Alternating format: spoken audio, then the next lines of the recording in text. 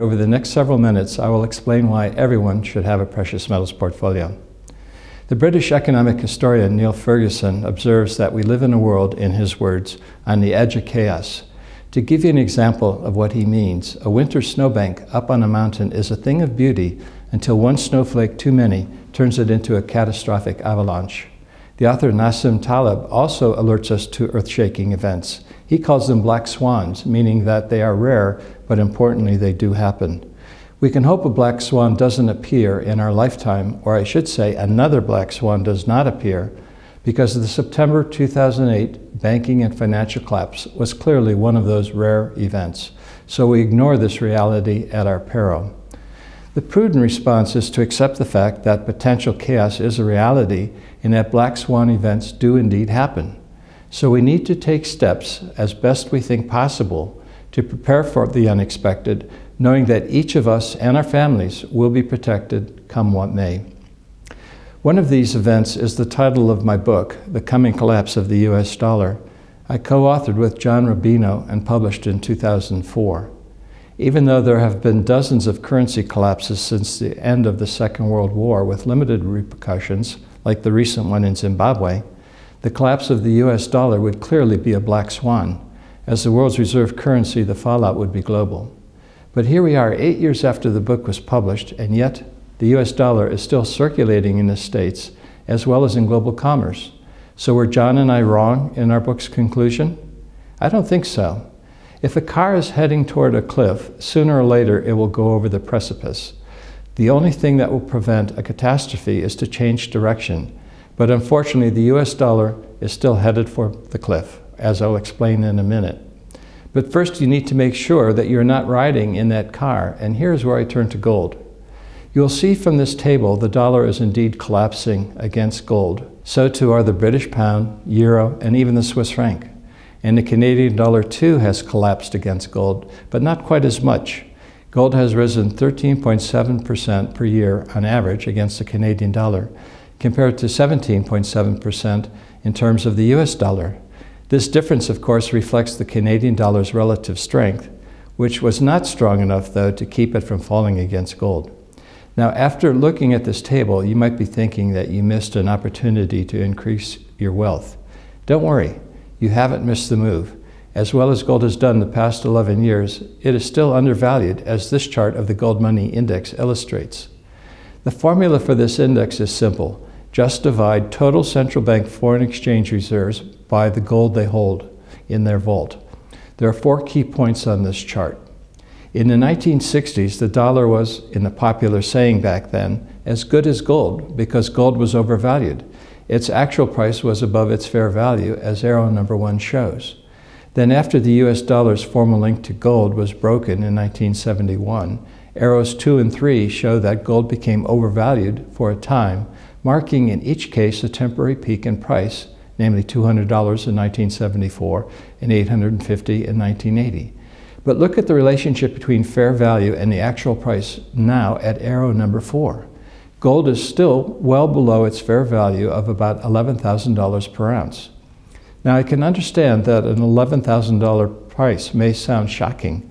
So let's consider whether this price is realistic, or in other words, whether the Gold Money Index, notwithstanding its very reliable track record from the 1960s and 1970s, is still valid. The gap between gold's fair value and its actual price at arrow number 4 reflects 2 things. First, a lot of goods globally have been paid for with credit, not with tangible assets. The huge global imbalances from trade flows as well as sovereign debt loads are evidence of the unprecedented use of credit. But why has this historical anomaly become so huge and persisted for so long? It's a complex question, but the simple answer is that we are in a fiat currency bubble.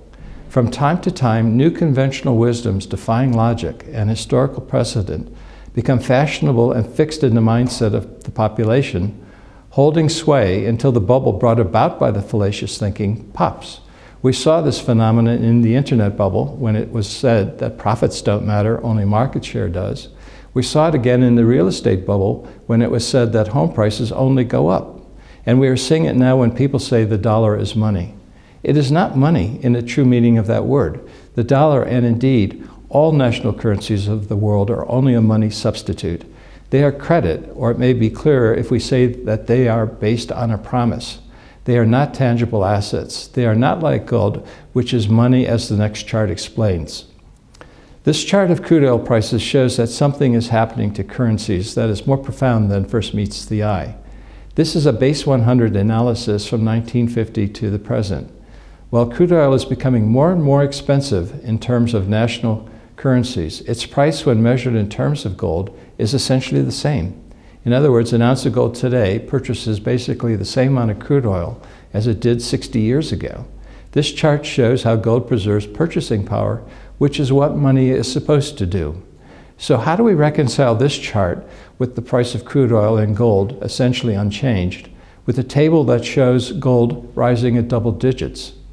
Well, the answer is that the price of gold is not rising, but rather the purchasing power of national currencies is being eroded away by inflation and debasement at double-digit rates. You are losing purchasing power, which is that portion of your wealth held as money, at double-digit annual rates, particularly in this environment of zero or near zero interest rates. Currencies are being mismanaged by central banks, which brings me to my last chart. This one shows why the US dollar, and indeed many currencies around the world, are heading toward that cliff I spoke about earlier. This chart illustrates the US government's deficit and growing debt load. US government expenditures are the red line, and you can clearly see the huge gap in relation to its revenue, which is the blue line. The green bars in the background are total US government debt. This chart illustrates a structural problem, and it is one that arises time and again throughout monetary history. When currency is backed by promises instead of gold or silver, governments always spend too much money.